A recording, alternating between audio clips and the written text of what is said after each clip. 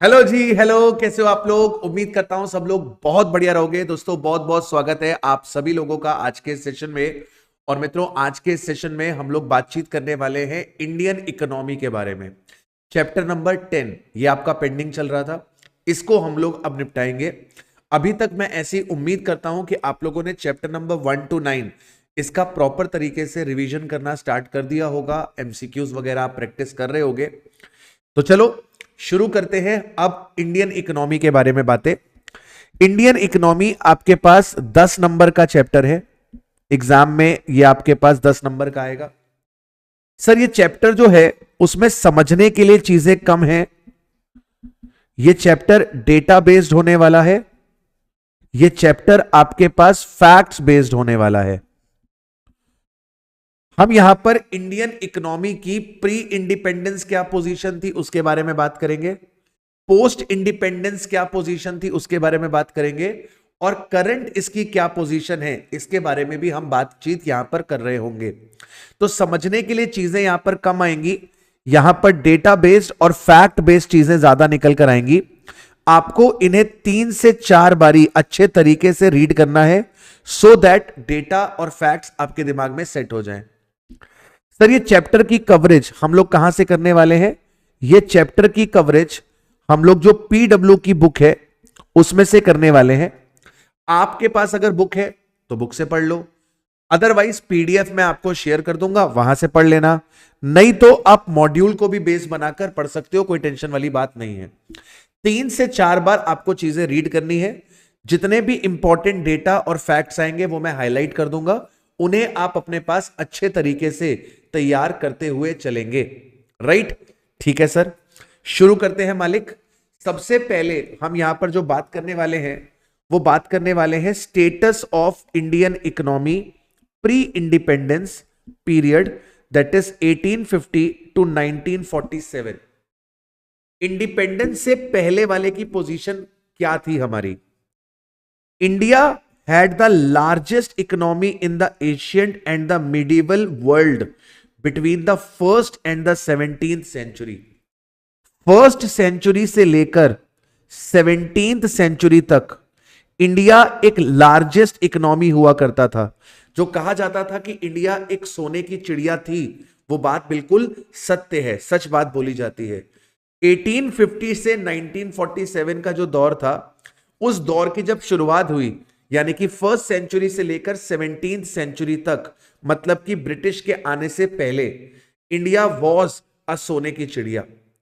Ancient economy के अंदर, medieval world के अंदर, मिडीवियल वर्ल्ड मतलब मिडिल एजेस के टाइम पर इंडिया कंट्रोल करता था between 1/3 to 1/4 of the world's wealth during this period. मतलब दुनिया की वेल्थ का 1/3 से लेकर 1/4 वेल्थ, दुनिया की 1/3 से लेकर 1/4 वेल्थ कौन मैनेज करके चल रहा था? सर ये मैनेज करके चल रहा था इंडिया। दुनिया की वर्ल्ड की वेल्थ का 1/3 से 1/4। The economy consisted of self sufficient villages. Self sufficient villages मतलब जो गांव थे उनके पास अपने लिए सब कुछ अवेलेबल था, उन्हें किसी दूसरे पर डिपेंड होने की जरूरत नहीं थी। सर उनके पास खाने पीने के लिए खाना था, रहने के लिए घर थे। राइट, उस समय तो कोई लाइट वगैरह, इलेक्ट्रिसिटी वगैरह तो नहीं हुआ करती थी। मतलब जीवन गुजारने के लिए जो जो चीजें चाहिए वो सारी चीजें गांव में अवेलेबल होती थी, उन्हें किसी दूसरे पर निर्भर होने की जरूरत नहीं पड़ती थी। The economy consisted of self sufficient villages and cities serving as a centre for commerce, pilgrimage and administration. तो कॉमर्स का मतलब ट्रेड वगैरह चलता था, पिलग्रिमेज मतलब समझ रहे हो ना, धार्मिक यात्राएं हुआ करती थी, एडमिनिस्ट्रेशन मतलब प्रॉपर तरीके से चीजों को मैनेज किया जा रहा था। Cities offered more opportunities for diverse occupation and economic activities compare to villages. ये तो आज भी है, तब भी ऐसे ही था कि जो शहर होते हैं वहां पर ज्यादा अपॉर्चुनिटी होती थी और ज्यादा आपके पास काम धंधे के लिए ऑप्शंस अवेलेबल होते थे as compare to villages. Structure of villages was based on a simple division of labour. कह रहा है कि जो विलेजेस थे वो कैसे डिवाइडेड थे? सिंपल डिवीजन था। लेबर के बेसिस पे डिवाइडेड थे, लेबर के बेसिस पे डिवाइडेड थे, रेस के बेसिस पे डिवाइडेड थे, क्लास के बेसिस पे डिवाइडेड थे, जेंडर के बेसिस पे डिवाइडेड थे, leading to economic and social differentiation. Leading to economic and social differentiation क्या कहना चाह रहा है आपसे? ये कहना चाह रहा है कि जो विलेजेस हुआ करते थे उनका एक, कहते हैं ना, जैसे हमारी करंटली जो इकोनॉमी है उसमें या तो रिच लोग होते हैं, या तो मिडिल क्लास होता है, या तो लोअर मिडिल क्लास होता है, या तो पुअर होता है। ये आपने क्या किया है? ये डाइवर्सिफिकेशन तो किया हुआ है, डिवीजन तो किया हुआ है कि भाई अमीर होता है, गरीब होता है, मिडिल क्लास होता है। वैसे ही पहले के जमाने में जो डिवीजन हुआ करता था वो कैसे हुआ करता था? सर, पहले के जमाने में डिवीजन लेबर के बेसिस पे हुआ करता था। पहले के जमाने में डिवीजन रेस के बेसिस पे, क्लास के बेसिस पे। रेस मतलब कलर, कोई गोरा है, कोई काला है। क्लास, कोई अमीर है, कोई गरीब है। जेंडर, मेल फीमेल, इसके तरीके से क्या होता था? डिवीजन होता था। Agriculture was the dominant occupation. Mainly आपके पास किस चीज के ऊपर डिपेंडेंट थे? सब लोग एग्रीकल्चर पे डिपेंडेंट थे। But there were highly skilled artisans and craftsman producing superior quality manufactures, handicraft and textiles for the global market. कह रहा है लेकिन एग्रीकल्चर के बावजूद हमारे पास बहुत अच्छे हाईली स्किल्ड, बहुत अच्छे हाईली स्किल्ड कौन थे? हमारे पास हाईली स्किल्ड आर्टिसंस और क्राफ्ट्समैन अवेलेबल थे जो बढ़िया क्वालिटी के गुड्स बनाते थे, राइट? तो कोई बढ़िया तरीके के चांदी के बर्तन बना रहा है, कोई सोने के आभूषण बना रहा है, कोई मिट्टी के बर्तन बना रहा है, हाथ से बुनी हुई कोई चीज बना रहा है, राइट? तो ये चीजें कब चल रही थी? ये चीजें चल रही थी आपके पास एंशियंट टाइम पे, फर्स्ट सेंचुरी से 17th सेंचुरी के बीच में। Ancient economic philosophy of India. The earliest known treatise on ancient Indian economic philosophy is the Arthashastra. Arthashastra. Arthashastra, the pioneering work attributed to Kautilya, Chanakya, 321 से 296 BCE. Arthashastra is recognized as one of the most important work on a statecraft in the genre of political and philosophy. तो अर्थशास्त्र किसने लिखी थी? आपको पता है, अर्थशास्त्र लिखी थी कौटिल्या, जिसको आप चाणक्य भी बोलते हो। अर्थशास्त्र किसने लिखा था? सर, अर्थशास्त्र लिखा था आपके पास कौटिल्या ने, जिसको आप चाणक्य भी बोलते हो। अर्थशास्त्र किस पे था? अर्थशास्त्र पॉलिटिकल और फिलॉसफी की बातें करता था। मेनली अर्थशास्त्र के अंदर कौन सा काम लिखा हुआ था? अर्थशास्त्र के अंदर वर्क लिखा हुआ था related to political and philosophy. It is believed to be a kind of handbook for king Chandragupta Maurya, the founder of Mauryan empire, containing directives as to how reign over the kingdom and encouraging direct action in addressing the political concern without regard for ethical consideration. तो कह रहे हैं कि ये जो अर्थशास्त्र था ये किसके लिए बनाया गया था? It was a handbook for king Chandragupta Maurya. ये लिखी किसने थी? कौटिल्य ने लिखी थी, जिसको आप चाणक्य के नाम से भी जानते हो। तो अर्थशास्त्र लिखी थी चाणक्य ने, किसके लिए लिखी थी? चंद्रगुप्त मौर्य के लिए लिखी थी, ताकि वो अपना किंगडम रन कर सके। और इसके अंदर एड्रेस किया गया था पॉलिटिकल कंसर्न्स को without regard for the ethical consideration. मतलब अगर कोई गलत काम कर रहा है तो उसको पनिशमेंट दी जाएगी। वो पनिशमेंट एथिकली सही है कि गलत है, इस चीज पर बहस नहीं हुई थी। मतलब एथिकली क्या सही है, एथिकली क्या गलत है, इस चीज को ध्यान में नहीं रखा गया था। किसी ने भी अगर कोई गलती करी है तो उसको उसी के हिसाब से पनिशमेंट दिया जाता था। Earth is not a wealth alone. ये जो अर्थशास्त्र है ये केवल वेल्थ की बात नहीं करता, जबकि all aspects of material wellbeing की बात करता है। All aspects of material wellbeing का मतलब क्या हुआ? कि आपका स्टेटस, आपकी पावर, आपकी इज्जत, आपका रुतबा, इन सब चीजों पे अर्थशास्त्र बात करता है। Arthashastra is the science of artha और मटेरियल प्रॉस्पेरिटी और the means of subsistence of humanity, which is primarily wealth and secondarily the land. तो कह रहा है कि सर आपका ये जो अर्थशास्त्र है it is a science of अर्थ, जिसका मतलब subsistence of humanity, humanity which is primarily wealth and secondary the land, जमीन जायदाद। तो कह रहा है अर्थ का मतलब क्या हो गया, वेल्थ और जमीन जायदाद। जमीन जायदाद मतलब पावर, जिसके पास ज्यादा वेल्थ होगी वो ज्यादा पावरफुल होगा, राइट। तो अर्थशास्त्र का मतलब इन शॉर्ट क्या था, अपनी पावर को मेंटेन करना, पावरफुल बनना। The major focus of the work is in the means of fruitfully maintaining and using the land. Kautilya emphasized the importance of robust agriculture initiative for an abundant harvest which will go towards filling the state treasury। तो कह रहा है कि कौटिल्या ने किस पे emphasise किया, कौटिल्या ने एम्फेसाइज किया कि एग्रीकल्चर को अच्छे से हमें लेकर चलना है, क्योंकि पहले आपके पास मेन एक्टिविटी क्या थी, पहले आपके पास एग्रीकल्चर ही मेन एक्टिविटी थी, पहले आपके पास एग्रीकल्चर ही क्या थी, मेन एक्टिविटी थी। तो कौटिल्या क्या चाहते थे, कौटिल्या चाहते थे कि एग्रीकल्चर अच्छे तरीके से काम करे, क्योंकि अगर एग्रीकल्चर अच्छे तरीके से काम करेगा तो हम ज्यादा टैक्स वसूल पाएंगे, जिससे स्टेट की ट्रेजरी मतलब गवर्नमेंट के पास, किसके पास, गवर्नमेंट के पास। कौन सी गवर्नमेंट के पास, चंद्रगुप्त मौर्य की सरकार के पास। राजा कौन था, राजा था चंद्रगुप्त मौर्य। तो जो टैक्सेस कौन वसूलता होगा, चंद्रगुप्त मौर्य वसूलता होगा। तो चंद्रगुप्त मौर्य के पास अच्छा टैक्स कलेक्ट हो सके, इसके लिए कौटिल्या ने किस पे फोकस किया कि खेती बाड़ी को बढ़ाना चाहिए। इसके बाद क्या कहता है, इसके बाद क्या कहता है, taxes which were charge equal for private and state owned businesses must be fair to all and should be easily understand by the king subject.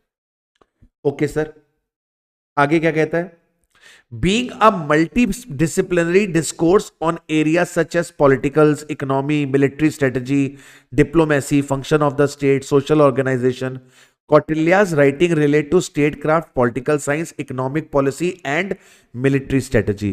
तो ये जो आपकी अर्थशास्त्र थी, इसके अंदर आपको पॉलिटिकल साइंस के बारे में पता चलता है, इकोनॉमिक पॉलिसी मतलब देश कैसे चलाना है, मिलिट्री स्ट्रेटजी मतलब दुश्मनों से कैसे आपको लड़ना है, इसके बारे में बताता है।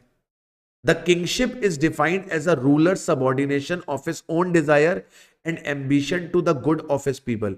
That is king's policy should reflect a concern for the greatest good of the greatest number of his subject. The preservation and advancement of this good was comprised of 7 vital elements. अब ये important है कि 7 vital elements थे, 7 vital elements थे आपके agenda के अंदर। 7 vital elements, king, minister, farmlands, fortresses, treasury, military and the allies. Allies मतलब जो इनसे जुड़े हुए हैं, जो इनसे जुड़े हुए हैं। तो क्या बोल रहा है आपके पास, कह रहा है कि sir the kingship, True kingship is defined as a ruler's subordination of his own desire and ambitions to the good of his people.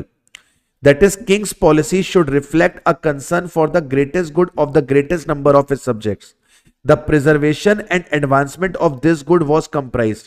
कह रहा है कि लोगों का भला कब होगा, लोगों का भला कब होगा, जब इन 7 चीजों का भला होगा।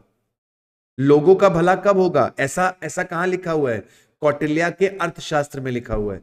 कौटिल्या के अर्थशास्त्र में क्या लिखा हुआ है कि इन 7 चीजों का भला करना है। जब इन 7 चीजों का भला हो जाएगा तो लोगों का भला अपने आप हो जाएगा। इसको लर्न कर लीजिएगा, ये आपके एमसीक्यू में आ सकता है, ये आपके एमसीक्यू में आ सकता है। इसके बाद the advent of Europeans and the British marked a shift in the economic history of India. The period of British rule can be divided into 2 sub-periods. The period of British rule can be divided into 2 sub-periods. Rule of East India Company from 1757 to 1858. The rule of East India Company from 1757 to 1858, and then British government in India from 1858 to 1947। तो पहले India पर राज कौन कर रहा था, पहले India पर राज कर रही थी आपकी ईस्ट इंडिया कंपनी, और बाद में किसने राज किया, ब्रिटिश गवर्नमेंट ने राज किया। ठीक है, तो ईस्ट इंडिया ने कब तक राज किया? 1757 से 1858, मतलब कि लगभग लगभग 101 साल, लगभग लगभग आपके 101 साल किसने राज किया? ईस्ट इंडिया कंपनी ने इंडिया के ऊपर राज किया। देन 1858 से 1947, तो लगभग लगभग कितना हो गया? 1947 माइनस 1858, तो ये आ जाएगा आपके पास 9, यहां रह जाएगा 3, ये आ जाएगा 8, तो लगभग लगभग 90 साल, लगभग लगभग आपके 90 साल किसने राज किया है? लगभग लगभग 90 साल ब्रिटिश गवर्नमेंट इन इंडिया, इन्होंने राज किया है। British colonialism in India influenced by the industrial revolution lead to shift in India's role from a manufacturer to the supplier of raw material। तो जब ब्रिटिशर्स का राज आया तो ब्रिटिशर्स के राज में क्या हुआ? पहले क्या होता था?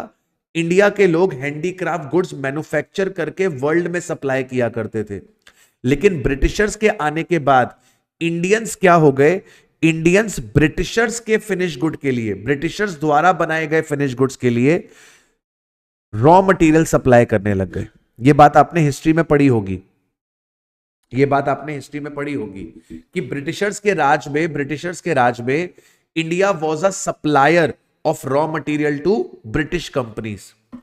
British policy imposed heavy tariff on Indian exports of finished goods while keeping lower tariff on the imports, making Indian products less competitive।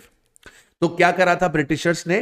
क्योंकि ब्रिटिशर्स अपने फिनिश गुड्स को इंडिया में बेचना चाहते थे, तो उन्होंने इंपोर्ट ड्यूटी कम कर रखी थी ताकि ब्रिटिश गुड्स के जब इंडिया में आए तो कम इंपोर्ट ड्यूटी लगे, जिससे कि ब्रिटिशर्स के गुड्स सस्ते रहे, और इंडिया के फिनिश गुड्स के ऊपर ड्यूटी बढ़ा दी सो दैट कि इंडिया का जो प्रोडक्ट है वो इंटरनेशनल मार्केट में क्या हो जाए? महंगा हो जाए। तो ब्रिटिशर्स ने क्या किया था? ब्रिटिशर्स ने एक्सपोर्ट ड्यूटी बढ़ा दी थी। ब्रिटिशर्स ने क्या किया था? ब्रिटिशर्स ने एक्सपोर्ट ड्यूटी बढ़ा दी थी। एक्सपोर्ट ड्यूटी बढ़ाने से क्या हुआ था? आपके जो इंडियन फिनिश गुड्स का एक्सपोर्ट था, आपके इंडियन फिनिश गुड्स का जो एक्सपोर्ट था वो क्या हो गया? इंडियन फिनिश गुड का जो एक्सपोर्ट था वो क्या हो गया? इंडियन फिनिश गुड्स का एक्सपोर्ट कम हो गया। इंडियन फिनिश गुड का एक्सपोर्ट क्या हो गया? कम हो गया। ठीक है, इंडियन फिनिश गुड का एक्सपोर्ट कम हो गया। और इंपोर्ट ड्यूटी इन्होंने क्या कर दी? इंपोर्ट ड्यूटी इन्होंने कम कर दी। इंपोर्ट ड्यूटी इन्होंने कम कर दी। इंपोर्ट ड्यूटी कम करने से क्या हुआ? इंपोर्ट ड्यूटी कम करने से क्या हुआ कि ब्रिटिशर्स के गुड सस्ते हो गए, जिससे ब्रिटिश गुड्स का इंपोर्ट इंडिया में क्या हो गया? बढ़ गया। ब्रिटिश गुड्स का इंपोर्ट इंडिया में इंक्रीज हो गया। तो ब्रिटिशर्स को अपने फिनिश गुड्स के लिए मार्केट मिल गई, ब्रिटिशर्स को अपने फिनिश गुड्स के लिए इंडिया में मार्केट मिल गई, और उन्होंने इंडिया के गुड्स की मार्केट को क्या कर दिया? खत्म कर दिया। इसके बाद कहता है This discriminatory tariff policy aimed at serving the British interest resulted in sharp decline in both external and domestic demand for Indian goods। तो क्या हो गया? इंडिया के बाहर इंडिया के गुड्स की डिमांड कम हो गई। क्यों कम हो गई? क्योंकि एक्सपोर्ट ड्यूटी गवर्नमेंट ने बढ़ा दी थी। एक्सपोर्ट ड्यूटी बढ़ाने से क्या हुआ? एक्सपोर्ट ड्यूटी बढ़ाने से यह हुआ कि इंडिया के फिनिश गुड्स की एक्सपोर्ट की डिमांड कम हो गई, और क्योंकि इंपोर्ट सस्ते हो रहे थे तो ब्रिटिशर्स के गुड्स ज्यादा बिक रहे थे, जिससे इंडियन गुड्स की डोमेस्टिक मार्केट में भी डिमांड क्या हो गई? कम हो गई। मतलब उन्होंने इंडियन गुड्स को इंडिया के बाहर बिकने नहीं दिया एक्सपोर्ट ड्यूटी बढ़ाकर, और क्योंकि ब्रिटिशर्स का गुड मशीन में बनता था, अच्छी क्वालिटी का होता था, फिनिशिंग अच्छी होती थी, दिखने में सुंदर होता था, और सस्ते प्राइस पर मिलता था इंडिया के अंदर, जिससे इंडियन गुड्स की डिमांड क्या हो गई? कम हो गई। The destruction of Indian handicraft goods, destruction of Indian handicraft goods, destruction of Indian handicraft goods and manufacturers was a consequence of hostile imperial policies competition from the machine made goods। तो Britishers अपने goods किस पे बनाते थे? Machine में बनाते थे। उनके गुड्स की फिनिशिंग अच्छी होती थी, दिखने में अच्छे होते थे, सस्ते मिलते थे, जिससे क्या हुआ? इंडिया के जो हैंडीक्राफ्ट गुड्स थे और इंडिया में जो मैन्युफैक्चर्ड गुड्स थे उनकी डिमांड क्या हो गई, कम हो गई. The shift in a domestic consumer preference towards the foreign goods driven by a desire to align with the western culture further harmed the Indian manufacturing sector. अब इंडियंस को लगता था कि हम भी वैसे कपड़े पहने जैसे ब्रिटिशर्स पहनते हैं, हमारा स्टाइल भी वैसा हो जैसे ब्रिटिशर्स का होगा. तो वो ब्रिटिशर्स वाले गुड्स कहां से आ रहे हैं, ब्रिटिशर्स के जैसे कपड़े कहां से आ रहे हैं, ब्रिटिश से ही आ रहे हैं. तो इससे क्या हुआ, इंडिया में बने हुए धोती कपड़ा, जो सूती कपड़े हुआ करते थे, खादी के कपड़े हुआ करते थे, उनकी डिमांड क्या हो गई, कम हो गई. वेयर एज जो अपने पास विदेश में पहनने वाले कपड़े थे उनकी डिमांड क्या हो गई, इंक्रीज हो गई.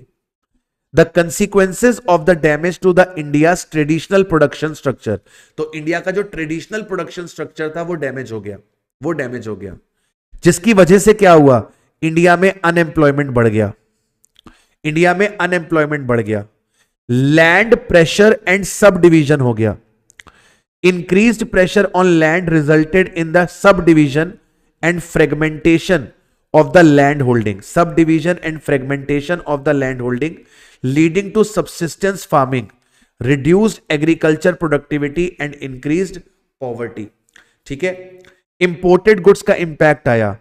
Cheap machine made goods from the Britain and a shift in Indian taste towards the imported products is a challenging for domestic industry. Zamindari system हुआ करता था. Zamindari system created a class focused on perpetuating the British rule, impacting the overall economic and social structure. Zamindar britishers के influence में आके जो Indian farmers थे उनको क्या करते थे, एक्सप्लॉइट किया करते थे. Land tenure issues, excessive pressure on land increase the demand for the land under tenancy, allowing zamindar to extract the excessive rents and the payments. Sir इसमें क्या हो रहा था, जमींदार जबरदस्ती ज्यादा रेंट वसूलते थे. Agriculture crisis, absentee landlordism, high indebtedness among the agriculturist, the rise of exploitative money lenders and low attention to productivity enhancing the major contributed to a virtual collapse of the Indian agriculture. ठीक है, landlordism नहीं था, ज्यादा कर्जा थे लोगों के ऊपर, किसानों के ऊपर, जिसकी वजह से क्या हुआ, एक तरीके से इंडियन एग्रीकल्चर क्या हो गया, कोलैप्स हो गया. इंडियन एग्रीकल्चर कोलैप्स हो गया. चलिए इसके बाद आगे वो आपसे कहता है factory based production did not exist in India before 1850. 1850 से पहले फैक्ट्री में काम नहीं हुआ करता था, लोग हाथ से काम किया करते थे. And modern industrial enterprises began to grow in the mid 19th century under the colonial rule. और इंडस्ट्रीज का चलन इंडिया में कब आया, 19th सेंचुरी के मिड में, मिड 19th सेंचुरी में. Cotton milling industry in India expanded steadily, achieving the high international competitiveness with 9 million spindles in the 1930, ranking 5th globally. तो मिड आपके 19th सेंचुरी में हमारी जो कॉटन इंडस्ट्री थी, cotton milling industry थी, ये बहुत तेजी से एक्सपैंड करी और ये इंडिया में, सॉरी इंडिया नहीं, ग्लोबली 5th रैंक में आती थी, ग्लोबली 5th रैंक में आती थी. 1930s में आपके पास लगभग लगभग 9 मिलियन स्पिंडल्स थे. स्पिंडल्स क्या होते हैं, जो जिनसे आपके पास वो कपड़ा बनता है. देखो आपके पास स्पिंडल्स क्या होते हैं, स्पिंडल्स, स्पिंडल्स, ये देखिए दिखाई दिया. इनकी मदद से कपड़ा तैयार होता है ना. स्पिंडल्स की मदद से कपड़ा क्या किया जाता है, तैयार किया जाता है. इसकी मदद से कपड़ा तैयार किया जाता है. ठीक है, इसकी मदद से कपड़ा तैयार किया जाता है. तो वो क्या कह रहा है कि सर हमारे पास कितने स्पिंडल्स थे, 9 मिलियन स्पिंडल थे 1930 में. इसके बाद कहता है जो जूट मिल्स थी, responding to the global demand, made in India the largest producer in the world by the late 19th century. तो जूट मिल्स में जो जूट बन रहा था वो 19th सेंचुरी के एंड तक, लेट 19th सेंचुरी तक, लेट 19th सेंचुरी तक इंडिया उसमें क्या था, लार्जेस्ट प्रोड्यूसर बन चुका था. Other industries such as brewing, paper milling, leather making, matches, rice milling also develop during the century. Brewing क्या होता है सर? ब्रूइंग होता है जैसे शराब बनाना, ब्रूइंग इज शराब बनाना। तो शराब की इंडस्ट्रीज, पेपर मिलिंग जिसमें पेपर बनता है, लेदर इंडस्ट्रीज, माचिस की इंडस्ट्रीज, राइस की इंडस्ट्रीज, ये भी डेवलप होनी शुरू हो गई थी 19th सेंचुरी के अंदर। Heavy industries including the iron industries established in 1814 ranked India 8th globally in terms of output इन 1930। तो जो हैवी इंडस्ट्रीज थी जैसे आयरन इंडस्ट्री, ये 18 से 14 में एस्टेब्लिश्ड हुई थी और ये इंडिया में ranked India 8th globally, globally ये 8वें नंबर में आती थी इन टर्म्स ऑफ आउटपुट इन 1930। अब तुम मुझे बताओ, इसमें कुछ समझाने वाली बात है? पूरा डेटा बेस्ड है, फैक्ट बेस्ड है कि भाई 1930 के जमाने में, 1930 के जमाने में हमारी जो आयरन इंडस्ट्री हुआ करती थी, आउटपुट के मामले में वो 8th नंबर पे आती थी, right? Some industries in India reached global standards by the early 20th century, and just before the Great Depression it was the 12th largest industrialized country by the value of manufactured product। तो great depression कब आया था? Great depression कब आया था? Great depression कब आया था? ये देखिए, ग्रेट डिप्रेशन, ग्रेट डिप्रेशन 1929 से 1939 तक आपका ग्रेट डिप्रेशन चला था। तो कह रहा है कि जब तक ग्रेट डिप्रेशन आया था, जब ग्रेट डिप्रेशन आया था 1929 से 1939,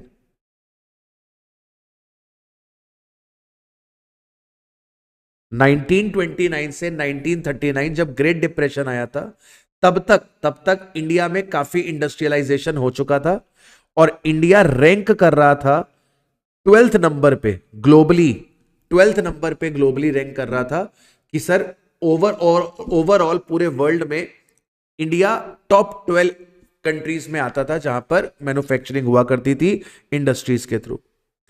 pressure from English producer influenced policy formulation discouraging the development of industries that could compete with the English producers। तो जो ब्रिटिशर प्रोड्यूसर्स थे वो लोग क्या कर रहे थे? वो लोग एक तरीके से टांग अड़ा रहे थे कि इंडिया में बहुत ज्यादा बढ़िया तरीके से इंडस्ट्रीज ग्रो नहीं होनी चाहिए, क्योंकि इंडिया में अगर इंडस्ट्रीज ग्रो हो जाएंगी तो उनको कहीं ना कहीं कंपटीशन फेस करना पड़ेगा। तो ब्रिटिश प्रोड्यूसर्स ब्रिटिश गवर्नमेंट को एक तरीके से इंफ्लुएंस कर रहे थे कि रुकावट लाओ इंडिया के अंदर। India's industrial growth was insufficient to bring about a general economic transformation, with the manufacturing sector share in the net domestic product reaching only 7% in 1947। तो इंडस्ट्रियल प्रोडक्ट का जो कंट्रीब्यूशन था इंडस्ट्रीज का, मतलब कि जो सेकेंडरी सेक्टर का contribution था, जो सेकेंडरी सेक्टर का कंट्रीब्यूशन था वो कितना था? सेकेंडरी सेक्टर का जो कंट्रीब्यूशन था वो कितना था? कुल 7% था इन 1946। Factory employment in India remained small, factory employment in India remained small, accounting for only 0.4% of the total population in 1900 and 1.4% इन 1941। तो जो लोग फैक्ट्रीज में काम करते थे 1900 में, 1900 में केवल 0.4% टोटल पॉपुलेशन फैक्ट्री में काम करती थी और बाय द टाइम 1941 केवल 1.41% लोग ही फैक्ट्री में काम कर रहे होते थे। सर फिर से बोलूंगा, क्या इसमें कुछ समझाने वाला है? नहीं। 2 से 4 बार रीड करो, फैक्ट्स दिमाग में सेट होंगे, एमसीक्यू देखने के बाद आप करेक्ट आंसर पे टिक कर पाओगे। Indian economy post independence, Indian economy post independence 1947 to 1991, 1947 से 1991 क्या हो रहा था इसके बारे में बात करते हैं। At the time of independence India was predominantly rural with a largely illiterate and impoverished population. तो कह रहा है कि जब देश आजाद हुआ था तो ज्यादातर हमारे पास रूरल एरियाज थे, बहुत ज्यादा इलिटरेसी थी, जिसकी वजह से काफी सारी समस्याएं थी। The society was deeply stratified, and India faced challenges not just in income but also in human capital, with a literacy rate just above 18% and a life expectancy barely 32 years in 1951. तो 1951 में आपका literacy rate कितना था? कुल 18% के आसपास।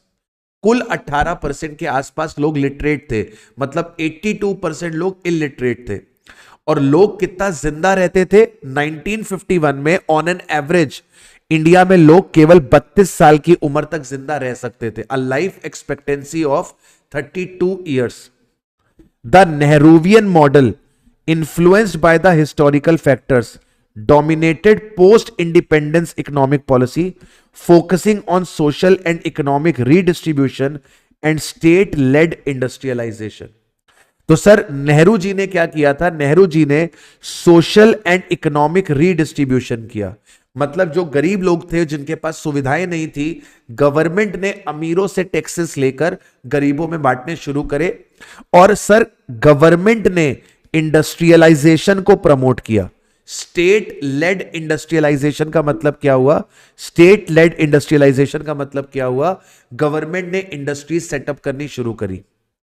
Centralised economic planning and directions were core to India's development strategy, executed through the planning commission and a 5-year plan. तो sir independence के बाद पे एक प्लानिंग कमीशन बनाया गया, जैसे आज नीति आयोग है, तो पहले प्लानिंग कमीशन हुआ करता था। और ये प्लानिंग कमीशन 5 ईयर का प्लान बनाया करता था कि अगले 5 साल में हम क्या क्या काम करेंगे, किस तरीके से डेवलपमेंट लेकर आएंगे।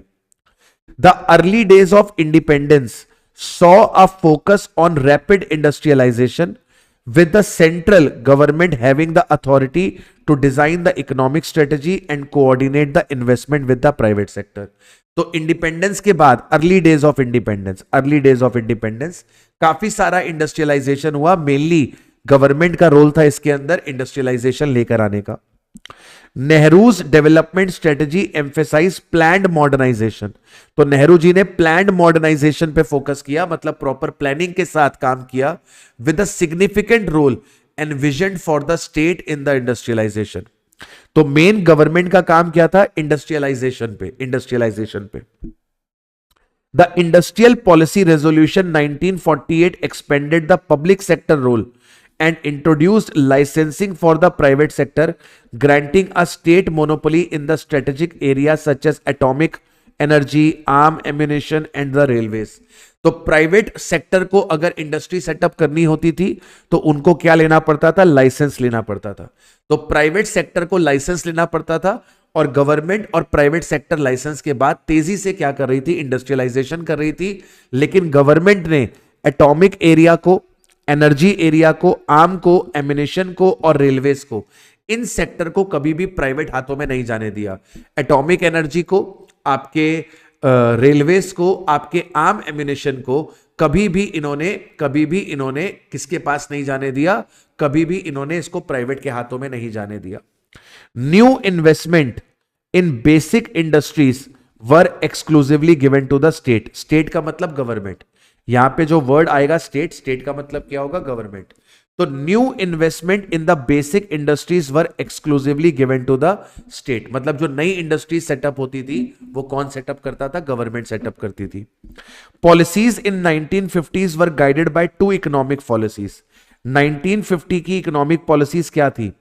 Then prime minister Nehru's visualisation to build a socialistic society with emphasis on the heavy industry. तो 1950s में हैवी इंडस्ट्रीज के ऊपर फोकस था।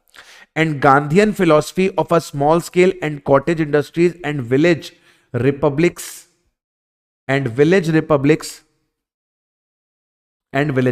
तो 2 चीजों पे फोकस था।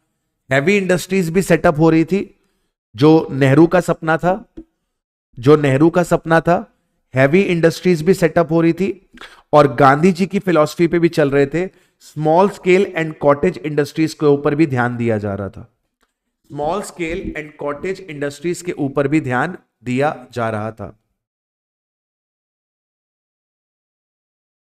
Industrial revolution of 1956 emphasise public sector expansion. तो इंडस्ट्रियल पॉलिसी रेजोल्यूशन जब पास हुआ 1956 में, उसने पब्लिक सेक्टर के एक्सपेंशन की बात करी। मतलब गवर्नमेंट पीएसयूज क्या करेंगे, गवर्नमेंट और पीएसयूज क्या करेंगे, अपने पास इंडस्ट्रीज में पैसा लगाएंगे, leading to a dampening private initiative and enterprises with the long lasting negative consequences of the industrial growth. तो 1956 में क्या बोला गया कि गवर्नमेंट ही इंडस्ट्री सेटअप करेगी, गवर्नमेंट ही इंडस्ट्री सेटअप करेगी, जिससे क्या हुआ, प्राइवेट जो एंटरप्राइजेस थे उन्होंने इन्वेस्टमेंट बंद कर दी, जिसकी वजह से काफी नेगेटिव कंसीक्वेंसेस फेस करने पड़े इंडस्ट्रियल ग्रोथ को, क्योंकि अकेले गवर्नमेंट सारा काम नहीं कर सकती थी। Until the late 1950s, India followed open foreign investment and trade policy, but a balance of payment crisis in 1958 led to a tightening of trade and reduced investment licensing for new investment requiring the imports of the capital good. कह रहा है कि late 1950s तक India followed open foreign investment and trade policy, but a balance of payment crisis in 1958 led to a tightening of trade and reduced investment. तो 1950 तक foreign investment India में आ रही थी, ट्रेड पॉलिसीज बढ़िया चल रही थी, मतलब इंपोर्ट एक्सपोर्ट बढ़िया चल रहा था। लेकिन लेट 1950s में, प्राइमरली 1958 में हमारे पास क्राइसिस आया। मतलब हमारी देनदारी फॉरेन करेंसी की ज्यादा थी और लेनदारी फॉरेन करेंसी की कम थी, जिसकी वजह से इन्वेस्टमेंट्स इंडिया में कम हो गए, इन्वेस्टमेंट इंडिया में कम हो गए, जिसकी वजह से प्रॉब्लम्स खड़ी हो गई। Comprehensive import controls were maintained until 1966, बेकार बात है। In the first 3 decades after independence 1950 to 1980, India average annual GDP growth rate known as the Hindu growth rate was modest at 3.5%. Initial focus on capital intensive project like dam, power plant and heavy industrialization rather than consumer goods contributing to the Hindu growth rate. तो कह रहा था कि initially हम capital intensive projects कर रहे थे, dams बना रहे थे, पावर प्लांट्स बना रहे थे, हैवी इंडस्ट्री सेटअप कर रहे थे, कंज्यूमर गुड्स के बारे में नहीं सोच रहे थे। कंज्यूमर गुड्स जैसे टीवी, रेडियो, ठीक है, आपका कपड़े वगैरह, जूते वगैरह, ये कंज्यूमर गुड्स, इनके ऊपर ज्यादा फोकस नहीं था। ज्यादा फोकस किस पे था? इनिशियली जो फर्स्ट 3 डिकेड्स थे, फर्स्ट 3 डिकेड्स में हमारा फोकस कहां पर था? कैपिटल इंटेंसिव प्रोजेक्ट पे था। Mid 1960s India witness a major economic strategy marked by inadequate prioritization of agriculture during the second plan and reduced outlays. The existing strategy of the agriculture development relied on the institutional model like land reforms, farm cooperative with a limited emphasis on the technocratic areas like research and development and irrigation. तो कह रहा है कि mid 1960s तक हम क्या कर रहे थे? एग्रीकल्चर में रिफॉर्म्स कैसे ला रहे थे? लैंड रिफॉर्म्स ला रहे थे, हमारे पास फार्म कोऑपरेटिव्स हो रहे थे, लेकिन हम टेक्नोलॉजी को तवज्जो नहीं दे रहे थे। टेक्नोलॉजी को तवज्जो देना हमने कब शुरू किया? मिड 1960s के बाद। Severe droughts in 1966 and 67 led to the negative growth in the agriculture sector. सूखा पड़ा था 1966 और 67 में, जिसकी वजह से एग्रीकल्चर के अंदर नेगेटिव ग्रोथ देखने को मिली और हम यूएस के ऊपर डिपेंड हो गए थे एड पर्पस के लिए। The need for a quantum jump in a food grain production shifted the focus to increasing the agriculture productivity, initiating the green revolution. क्योंकि सूखा पड़ा था, हम यूएस पे डिपेंड कर रहे थे खाने पीने के लिए, तब हम ग्रीन रेवोल्यूशन लेकर आए थे, जहां पर हमने प्रोडक्टिविटी हमारे फार्म्स की इंक्रीज करने की सोची। Green Revolution involved restructuring the agricultural policy, emphasizing the innovative technologies like high-yielding seed, intensive use of water, fertilizer, pesticide, successfully increasing the food grain production. तो Green Revolution के अंदर हमने technology को adopt किया, जिससे हमने हमारा प्रोडक्शन इंक्रीज किया। Simultaneously, government introduced stringent administrative controls on trade and industrial licensing and launched a wave of nationalization, including the nationalization of 14 banks in 1969 and another 6 in 1980. तो stringent administrative control, stringent मतलब tough आपके पास administrative control लाए गए थे trade के ऊपर, और government ने बैंकों का नेशनलाइजेशन भी किया। Interventionist policies of 1960s had irreparable consequences in the following decade. The economic performance from 1965 to 1981 marked the worst period in the independent India's history, with the growth decline attributed mainly to the productivity loss. तो 1961 to 65 to 1981 हमारी productivity बढ़ी नहीं, productivity घटी. Autarkic policies, license Raj, three wars, 1962, 65, 71, major drought 66, 67, oil shock 1973, 79 contributed to 2 decades of decelerated growth. हमारी growth क्या हो गई? धीरे हो गई. इंडिया क्लोज्ड इकोनॉमी थी, उसने अपॉर्चुनिटीज को मिस किया, जबकि वर्ल्ड रैपिडली ग्रो कर रहा था. Government policies aimed at equitable distribution of income and wealth undermined wealth creation incentive and very largely anti-growth. तो गवर्नमेंट की जो ये रीडिस्ट्रीब्यूशन की पॉलिसी थी, इक्वल डिस्ट्रीब्यूशन की पॉलिसी थी, ये वेल्थ क्रिएशन को गलत नजर से देखती थी, वेल्थ क्रिएशन को गलत मानती थी, जिसकी वजह से हमारे पास ग्रोथ नहीं आ पाई इंडिया में. MRTP Act 1969 regulated large firms, restricting their market power through the licensing, capacity limitation and restriction and the merger and acquisition.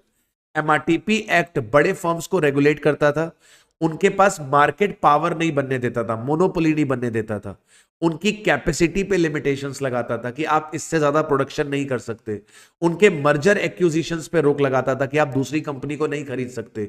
ये सारी चीजें नेगेटिवली काम कर रही थी इंडिया के लिए. लेबर लॉज बहुत स्ट्रिंजेंट थे, डिस्करेज कर रहे थे लेबर इंटेंसिव इंडस्ट्रीज को in the organise sector. Policy maker and industrialist realise that the strict regime lagged incentive and openness is necessary for the sustained rapid growth. तो policy maker को समझ में आया कि स्ट्रिक्ट रूल बनाकर हम हमारी कंट्री को ग्रो नहीं कर पाएंगे, हमें थोड़ी सी लिबर्टी लेकर आनी पड़ेगी, हमें थोड़ी सी लिबर्टी लेकर आनी पड़ेगी. और लिबर्टी फिर आपके पास कब आई? 1991 में, एरा ऑफ रिफॉर्म्स. अब रिफॉर्म शुरू होने शुरू हुए. रिफॉर्म्स कब से आने शुरू हुए? 1980s से आपके पास रिफॉर्म्स आने शुरू हुए. Era of reform. Seeds of liberalization and reforms were planted in the 1980s, especially after 1985. हम कहते हैं सर इकोनॉमी में जो बदलाव आया वो 1991 में आया, इकोनॉमिक रिफॉर्म्स 1991 में आए, प्राइवेटाइजेशन, ग्लोबलाइजेशन, लिबरलाइजेशन. वो कहते हैं ना कि पूत हो या कपूत हो, उसके जो लक्षण होते हैं वो पालने में दिख जाते हैं, उसके लक्षण पालने में दिख जाते हैं. मतलब पहले से पता चल जाता है कि ये पूत निकलेगा कि कपूत निकलेगा. वैसे ही हमारे जो इकोनॉमिक रिफॉर्म्स के जो सीड्स थे, जो बीज थे लिबरलाइजेशन के, वो कब बो दिए गए थे? वो 1980s में, यानी कि 1985 में बो दिए गए थे. उसका आउटकम आपको 1991 में दिखा, लेकिन हमारा जो प्लानिंग था, जो कार्यक्रम था, वो 1980s में चालू हो गया था. Early 1980s saw the effort to restore the price stability. तो बहुत ज्यादा जो महंगाई थी उसको कंट्रोल करने की कोशिश करी गई 1980s में through tight monetary policy. RBI ने अपनी मॉनेटरी पॉलिसी को थोड़ा सा स्ट्रिक्ट किया. Fiscal moderation. फिस्कल मॉडरेशन मतलब कि जो भी गवर्नमेंट बोरोइंग्स कर रही थी उसको ध्यान दिया गया. स्ट्रक्चरल रिफॉर्म्स लाए गए जिनको अर्ली लिबरलाइजेशन का नाम दिया गया. तो अगर आपसे कोई पूछे कि अर्ली लिबरलाइजेशन कब आया था, तो राजा बेटा अर्ली लिबरलाइजेशन आपके पास निकलकर आ गया था कब? 1985 के अंदर. This period aimed at a changing the inward oriented trade and investment practices, often called reforms by stealth due to its ad hoc and not widely publicized nature. This period aimed at changing the inward oriented trade. Inward oriented trade मतलब जो imports आ रही थी उनको change करने का plan था. And investment practice. Inward oriented trade and investment practices often called reform by stealth due to its ad hoc and not widely publicized nature. Despite not being a comprehensive package like 1991 reforms, these efforts contributed higher growth rates in the 1980s compare to the previous 3 decades. 50, 60, 70 उसमें उतना अच्छा improvement नहीं आया था performance में। 1980s में हमारी जो परफॉर्मेंस थी, इकोनॉमिक ग्रोथ थी, वो ज्यादा बेहतर हुई। क्यों हुई? क्योंकि हमने ये जो अर्ली रिफॉर्म्स लेकर आए उनकी वजह से। Average annual GDP rate during the sixth planning period, that is 1980 to 85, हमारी growth rate seventh plan period में 85 टू 90 में 5.7 से 5.8% पे आई। थोड़ी देर पहले आपने पढ़ा था 3.5% हुआ करती थी। Early reforms in the 1980s focused on industry, trade and taxation, accompanied by skillful exchange rate management। Exchange rate मतलब फॉरेन करेंसी का जो मैनेजमेंट था। तो 1980s में इंडस्ट्री पे फोकस किया गया, ट्रेड पे फोकस किया गया, टैक्सेशन पे फोकस किया गया। Industrial policy initiatives included delicensing 25 broad categories of industry in 1985। 25 category of industries में लाइसेंस राज खत्म कर दिया, मतलब बिना लाइसेंस के इंडस्ट्री चालू हो सकती है। Broad banding for industry groups to allow flexibility in their product mix and raising the asset limit subject to the MRTP regulation for the larger firm। तो सर हमने रिस्ट्रिक्शंस खोल दिए, आपको जो करना है, जैसे करना है, जितनी कैपेसिटी में ऑपरेट करना है आप ऑपरेट कर लो, लेकिन कुछ रिस्ट्रिक्शंस लगाए जो बड़ी फर्म्स थी, ताकि बड़ी फर्म्स मोनोपोली क्रिएट ना कर ले, तो बड़ी फर्म्स के ऊपर रोक लगाई गई। Conversion of multi-point excise duties into a modified value added tax reduce the taxation on inputs। तो इतना समझ लो टैक्सेस के अंदर बदलाव लाया गया। एस्टैब्लिशमेंट ऑफ सेबी, सेबी को एस्टैब्लिश किया गया 1988 के अंदर।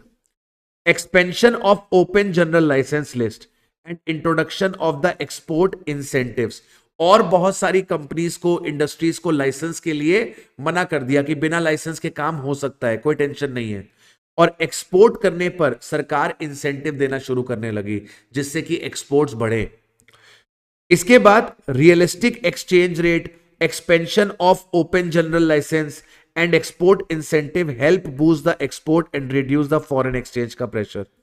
Abolition of price and distribution control on cement and aluminium, cement और एल्यूमिनियम पे प्राइस का एबोलिशन कर दिया, डिस्ट्रीब्यूशन की रोक खत्म कर दी।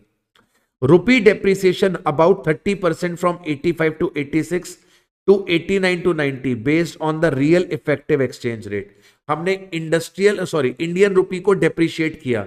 इंडियन रूपी को डेप्रिशिएट करने से क्या हुआ? रूपी कमजोर हुआ डॉलर के मुकाबले, जिससे एक्सपोर्टर्स को फायदा होना शुरू हुआ। भाई अगर $1 में 50 रुपए आते हैं और $1 में अगर 80 रुपए आते हैं, तो फायदा किसका होगा? फायदा होगा एक्सपोर्टर का। एक्सपोर्टर पहले $1 का सामान बेचता था तो 50 रुपए कमाता था, अब $1 का सामान बेचेगा तो 80 रुपए कमाएगा, एक्सपोर्ट्स को बढ़ावा मिलेगा। वहीं पे इंपोर्ट्स डिस्करेज होंगे। पहले $1 का सामान इंपोर्ट करने के लिए 50 रुपए खर्च करने पड़ते थे, अब वही डॉलर का सामान इंपोर्ट करने के लिए 80 रुपए खर्च करने पड़ेंगे। तो हमने रुपी का डीवैल्यूएशन करके, हमने क्या किया? रुपी का डीवैल्यूएशन करके हमने एक्सपोर्ट्स को बढ़ा दिया और इंपोर्ट्स को घटा दिया। In 1986 budget introduce policies to cut taxes. 1986 में हमने टैक्सेस को कम किया। टैक्सेस कम करने से क्या होगा? लोगों के पास डिस्पोजेबल इनकम बढ़ेगी, लोग खर्चा बढ़ाएंगे, कंजम्पशन बढ़ाएंगे, जिससे जीडीपी बढ़ेगा। इंपोर्ट्स को लिबरलाइज किया ताकि विदेश की जो कंपनीज हैं वो अपने माल इंडिया में बेच सकें। इंपोर्ट ड्यूटी को घटाया जिससे कि ट्रेड इंक्रीज हो सके। Growth performance of the economy was hindered by the structural inadequacies and distortion. तो कह रहा है कि ग्रोथ नहीं हो पा रही थी क्योंकि इंफ्रास्ट्रक्चर में हम लैग करते थे। जो हमारे अलग अलग सेक्टर्स थे वो अपने 100% एफिशिएंसी पे काम नहीं कर पा रहे थे because of infrastructure, lack of infrastructure. Private sector investment were inhibited due to complex licensing policies, public sector reservation and excessive government control। तो प्राइवेट सेक्टर इंप्रूव नहीं हो पा रहा था। क्यों नहीं हो पा रहा था? क्योंकि लाइसेंस की जो पॉलिसी थी वो बड़ी कॉम्प्लेक्स थी, मतलब जो रूल्स एंड रेगुलेशंस थे वो बड़े टफ थे। पब्लिक सेक्टर के लिए गवर्नमेंट ने रिजर्वेशन किया हुआ था, मतलब कि कुछ काम ऐसे थे जो प्राइवेट सेक्टर कर ही नहीं सकता था, केवल गवर्नमेंट कर सकती थी। गवर्नमेंट का बहुत ज्यादा कंट्रोल था, जिसकी वजह से प्राइवेट सेक्टर आपका ग्रो नहीं हो पा रहा था। Reservation of goods for the small scale sector and price control discourage the private sector investment. Gandhian policy चल रही थी, बताया था यहां पर, नेहरू पॉलिसी चल रही है, गांधी पॉलिसी चल रही है। यहां बताया था कि नेहरू की पॉलिसी में क्या चल रहा था, नेहरू की पॉलिसी में चल रहा था कि हैवी इंडस्ट्रीज पे फोकस है। गांधीयन फिलॉसफी पे क्या चल रहा था कि छोटे स्केल की और जो कॉटेज इंडस्ट्री है उन पे फोकस है। तो इसकी वजह से क्या हो रहा था, इसकी वजह से जो प्राइवेट सेक्टर थे उनको प्रॉब्लम आ रही थी। जो हैवी इंडस्ट्रीज है वो गवर्नमेंट लेकर बैठी हुई है, स्मॉल और कॉटेज वाली जो छोटी इंडस्ट्रीज है उनको दे दिया, तो प्राइवेट प्लेयर्स के पास ऑप्शंस कम बचते थे। ठीक है, इसके बाद public sector despite it's massive size and monopoly suffered from inefficiency, government control and bureaucratic procedure yielding the low return. तो सर पब्लिक सेक्टर की मोनोपोली होने के बाद भी, पब्लिक सेक्टर की मोनोपोली होने के बाद भी सरकारी कंपनियां अच्छे से काम नहीं कर पा रही थी क्योंकि इनएफिशिएंट थी। गवर्नमेंट का कंट्रोल बहुत ज्यादा था, ब्यूरोक्रेटिक प्रोसीजर थे, मतलब कि बहुत सारे रूल्स एंड रेगुलेशंस थे, हिराकी थी, परमिशंस लगती थी, जिनकी वजह से अच्छा रिटर्न नहीं मिल पा रहा था। MRTP created barriers for the entry, diversification, expansion of the large industrial houses. MRTP act भी बड़ी इंडस्ट्रीज को काम करने से कहीं ना कहीं रोक रहा था। इंपोर्ट कंट्रोल्स थे, टैरिफ्स थे, जिसकी वजह से आप विदेशी कंपनी से कंपटीशन नहीं कर रहे थे, जिससे अच्छा प्रोडक्ट निकल के नहीं आ रहा था। Limited scope and lack of clear road map reforms in the 18 instilled the confidence in politicians and policy maker regarding the efficacy of the policy changes for the sustained economic growth. फिर भी 1980s में समझ में आया कि हम हमारे पास economy को ग्रो कर सकते हैं अगर हम लिबरलाइजेशन की तरफ जाते हैं तो। The belief in well-regulated competitive markets as driver of economic growth and increase the total welfare gained acceptance। समझ में आया गवर्नमेंट को कि अगर कंपटीशन बढ़ाएंगे, विदेशी कंपनियों को भी अलाउ करेंगे, तो जब कंपटीशन आता है तो आउटपुट इंक्रीज होता है, एफिशिएंसी बढ़ती है। Liberalization in 1980s laid the necessary foundation for the more comprehensive reforms in the 1990s। तो 80s के लिबरलाइजेशन ने 1990s के रिफॉर्म के लिए एक फाउंडेशन ले डाउन किया। अब आज के सेशन में मैं इतना ही रखूंगा ताकि आप इतनी चीजें अच्छे से पहले रीड कर लें। अगले सेशन के अंदर हम 1991 के जो रिफॉर्म्स हैं उनके बारे में बात कर रहे होंगे। ठीक है, मैं 3 फेज में आपको ये चैप्टर कराऊंगा, एक फेज मैंने कंप्लीट करा दिया। अब 1991 के रिफॉर्म्स मैं आपको कराऊंगा एंड आफ्टर 1991 के रिफॉर्म्स मैं आपको नीति आयोग और जो करंट सिचुएशन है उसके बारे में रूबरू कराऊंगा। अभी तक आपको समझ में आ गया है कि ये चैप्टर में समझने वाली चीजें कम है, डेटा फैक्ट ज्यादा है, 2-3 बार रीड करने से ही वो दिमाग में आपके जाके स्टिक होंगे। राइट, चलिए मिलते हैं आप लोगों से नेक्स्ट सेशन में। Till then take care of yourself, bye bye, have a nice day.